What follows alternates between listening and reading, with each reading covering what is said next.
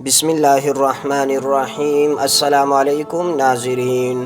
دوستو، آج کے اس ویڈیو میں بیان فرماتے ہیں غزوہ خیبر کا واقعہ۔ صلح حدیبیہ کے بعد آخرکار مسلمانوں نے اپنی توجہ یہودیوں کی طرف کی، کیونکہ یہودی ہر ٹائم مسلمانوں کے خلاف کوئی نہ کوئی سازش ضرور کرتا رہا۔ خندق کی لڑائی بھی ان یہودیوں نے شروع کرائی تھی۔ حدیبیہ سے پہلے ان پر حملہ کرنا امپاسبل تھا، کیونکہ اگر مسلمان ان پر حملہ کرنے کا سوچتے تو مکہ کے مسلمانوں پر حملہ کر سکتے تھے۔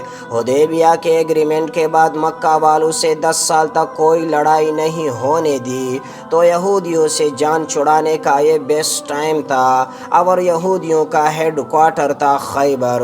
خیبر کا قلعہ پورے عرب میں سب سے طاقتور قلعوں میں سے ایک تھا، کیونکہ خیبر میں فارمز اور فروٹ اور یہ چیزیں بہت زیادہ تھی جن کو پورے عرب میں ایکسپورٹ کر دیا جاتا، اور اس سے جتنا پیسہ بنتا تھا اس سارے کو یہودی اس قلعے میں سیو کر کے رکھ دیتے، کیونکہ ان کو پتہ تھا کہ خیبر کو فتح کرنا امپاسبل ہے۔ مسلمانوں نے بہت ہی بے خطری سے خیبر پر حملے کی تیاری شروع کر دی، لیکن مدینہ کے منافقوں نے پہلے ہی سے خیبر والوں کو بتا دیا کہ بھائی صرف 1500 لوگوں کی فوج تمہاری طرف آ رہی ہے، تم لوگ ویسے تو بہت زیادہ ہو، آرام سے ان کو ہرا دینا۔ یہودیوں نے بھی اس خبر کو بہت ہلکا لیا۔ یہودی ایک دن اپنے کیتو پر کام کرنے لگے تو اچانک سامنے سے مسلمانوں کی فوج کھڑی تھی، تو وہ چیخنے لگے کہ محمد آ گیا ہے، محمد آ گیا ہے، اور بھاگ کر واپس قلعے میں چلی گئی۔ خیبر مدینہ سے آلموسٹ 150 کلومیٹر دور ہے، اور خیبر کے اس قلعے کے 2 مین حصے تھے۔ ایک حصے میں 5 بڑے قلعے تھے اور دوسرے حصے میں 3 قلعے تھے۔ تو مسلمانوں نے پہلا حملہ خیبر کے اس قلعے پہ کیا۔ پہلا قلعہ فتح کرنے کی بہت کوشش کے باوجود کوئی فائدہ نہیں ہوا، تو رسول اللہ صلی اللہ علیہ وآلہ وسلم نے فرمایا، کل میں ایک ایسے آدمی کو جھنڈا دوں گا، یعنی ایک ایسے آدمی کو لیڈر بناؤں گا جو اللہ اور اس کے رسول صلی اللہ علیہ وآلہ وسلم سے محبت کرتا ہے، اور اللہ اور اس کے رسول اس سے محبت کرتے ہیں۔ سارے صحابی اس امید میں تھے کہ کاش یہ جھنڈا ہمیں مل جائے۔ ایون حضرت عمر رضی اللہ تعالیٰ عنہ نے کہا کہ میں نے کبھی بھی زندگی میں لیڈرشپ کی خواہش نہیں کی سوائے خیبر کے اس دن کی۔ تو رسول اللہ صلی اللہ علیہ وآلہ وسلم بڑے عمر کے صحابی کو چھوڑ کر جھنڈا صرف 29 ایئر اولڈ یعنی علی بن ابی طالب کے ہاتھ میں دیا۔ تو حضرت علی رضی اللہ تعالیٰ عنہ نے خوش ہو کر کہا کہ میں آخری دم تک ان سے لڑوں گا، لیکن رسول اللہ صلی اللہ علیہ وآلہ وسلم نے فرمایا، پہلے ان کو اسلام کی دعوت دو، اگر ایک شخص بھی اسلام تمہاری وجہ سے قبول کر لے تو یہ تمہاری ساری اونٹوں سے بہتر ہے۔ حضرت علی رضی اللہ تعالیٰ عنہ فوج لے کر گئے اور پہلے قلعے پر حملہ کیا۔ اس قلعے کا جو چیف تھا اس کا نام تھا مرحب، اور یہ مرحب پورے عرب میں اپنی طاقت کی وجہ سے مشہور تھا، مطلب اس سے لڑنے کا کوئی سوچ بھی نہیں سکتا۔ اس نے سامنے آ کر مسلمانوں کو چیلنج کیا، تو حضرت علی رضی اللہ تعالیٰ عنہ سامنے گئے اور ایزیلی اس کو ہرا دیا، جس کی وجہ سے اس جگہ حضرت علی رضی اللہ تعالیٰ عنہ پورے عرب میں طاقت کی وجہ سے مشہور ہوئے۔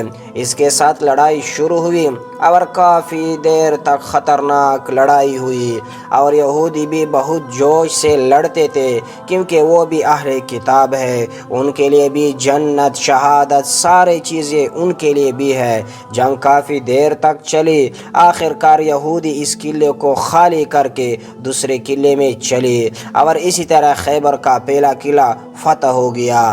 3 دن تک مسلمان اس دوسرے قلعے کو فتح نہیں کر سکتے، کیونکہ یہودیوں نے بہت سخت لڑائی کی۔ بالآخر یہ قلعہ بھی چھوڑ کر تھرڈ قلعے کی طرف بھاگے۔ تیسرا قلعہ بھی بہت دنوں تک فتح نہیں ہو سکا، اور مسلمان حیران تھے کہ ہم نے تو ان کے سارے کھانے پینے کے راستے بند کر دیے، پھر بھی یہ باہر آ کے لڑ کیوں نہ رہے۔ ایک دن ایک یہودی جاسوس جو مسلمانوں کے لیے جاسوسی کرتا رہا، تھا۔ اس نے آ کے بتایا کہ خیبر کے یہ قلعے بہت پرانے ہیں اور یہودیوں نے ان قلعوں کے نیچے خفیہ راستے بنائے ہوئے ہیں اور ان راستوں کو یوز کر کے وہ اس جگہ سے پانی قلعے کے اندر لا رہے ہیں۔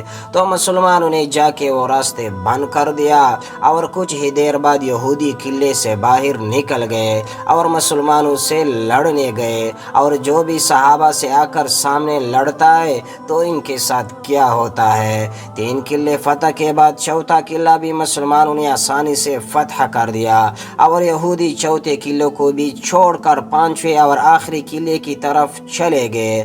5واں قلعہ فتح کرنا امپاسبل تھا کیونکہ یہ ایک پہاڑ کے اوپر بنا ہوا تھا، جو بھی اس کے پاس آ جاتا یہودی اس کو تیر مار مار کے بھگا دیتے، اس لیے یہودیوں نے اپنے عورتوں اور بچوں کو بھی اس قلعے میں رکھا ہوا تھا، اور یہودیوں کا سارا مال، گولڈ، سلور، ایوریتھنگ، سارا کچھ اسی قلعے میں پڑا ہوا تھا۔ اور اگر ہسٹری نے ہمیں ایک چیز سکھائی ہے وہ یہ ہے کہ سب سے زیادہ پیسہ ہمیشہ یہودیوں کے پاس پڑا ہوتا ہے۔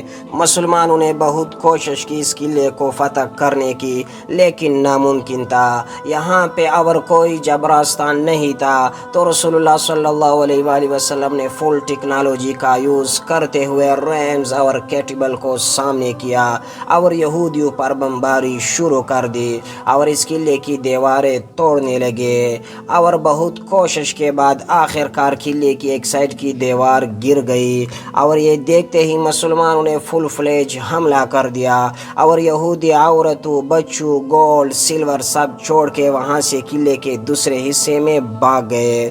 اب یہاں پہ کچھ سٹورین کہتے ہیں کہ آخر کے 3 قلعوں نے سلنڈر کیا، اور کچھ کہتے ہیں کہ 2 نے سلنڈر کیا اور ایک کے ساتھ لڑائی ہوئی۔ آخر کار خیبر فتح ہو گیا اور رسول اللہ صلی اللہ علیہ وآلہ وسلم نے ان سب کو معاف کر دیا، لیکن خیبر میں جتنا بھی فوڈز اور فروٹس کی پروڈکشن ہوتی ہے اس کو آپ مسلمانوں کو دینا ہوگا۔ خیبر پر یہودیوں نے خوشی سے ایگری کی۔